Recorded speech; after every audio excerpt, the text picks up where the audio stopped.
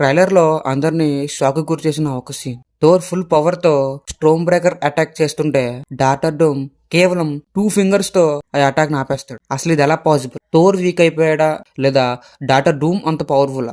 ఈ వీడియోలో Doctor Doom powers and armour magics అన్ని సింపుల్ గా ఎక్స్ప్లెయిన్ చేస్తాం.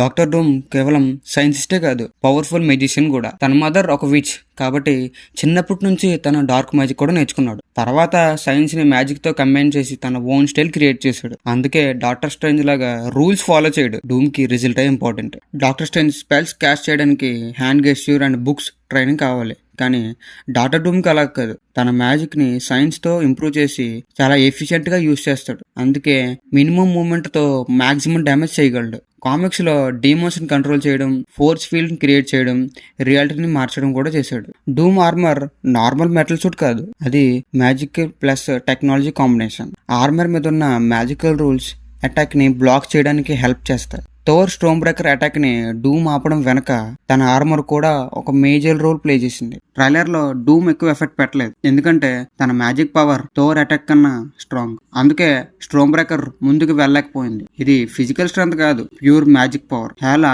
మ్యూల్నర్ ఆపేసిన సీన్ గుర్తుందా? ఇది సేమ్ ఆల్మోస్ట్ అదే రేంజ్ మూమెంట్. కొంతమంది డాక్టర్ డూమ్ వేరే వాళ్ళ పవర్స్ అబ్జర్వ్ చేసుకుంటాడేమో అనుకుంటారు, కానీ ట్రైలర్ లో గ్రీన్ మ్యాజిక్ కనిపించడం వల్ల అది డూమ్ ఓన్ మ్యాజిక్ అనే ఛాన్స్ ఎక్కువ ఉంది. ఒక విషయం మాత్రం క్లియర్, మార్వెల్ డాక్టర్ డూమ్ ని ఎంసీయూ హిస్టరీలోనే one of the strongest villain గా ఇంట్రడ్యూస్ చేస్తుంది. మీరేమనుకుంటున్నారు? డాక్టర్ డూమ్ థోర్ కన్నా పవర్ఫుల్లా లేదా థోర్ ఇంకా ఫుల్ పవర్ చూపించలేదా? కామెంట్స్ లో చెప్పండి.